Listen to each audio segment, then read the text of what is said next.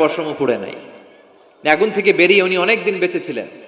শেষকালে নাতি পুতিদের সাথে যখন গল্প করতেন তখন বলতেন, নাতিরা, আমার জীবনের সবচেয়ে আরামদায়ক সময় কেটেছে নমরুদের আগুনের ভেতরে ওই 40 দিন। ওই 40 দিন যেই সুখ, আমোদ, ফুর্তি, আনন্দে আমি ছিলাম, আমার জীবনে কোনো সময়, কোনো মুহূর্তে এত সুখ, এত আনন্দ, এত চমৎকার সময় আমি কাটাই নাই। চিল্লায় এখন সুবহানাল্লাহ। এবার আল্লাহ ডেকে বলে, নমরুদ, টাইম ইজ আপ, তোর সময় শেষ। অনেক বেড়েছিস, অনেক সুযোগ দিয়েছি, আর না। আমি আল্লাহ সব সময় ধরি না, ধরলে ধরে না, ধরলে আল্লাহ ছাড় দেয় কিন্তু ছেড়ে দেয় না। সুবহানাল্লাহ পড়েন। আল্লাহ কি দেয়? ছেড়ে দেয় না। আল্লাহ বলে, নমরুদ, এবার তোর শাস্তির পালা।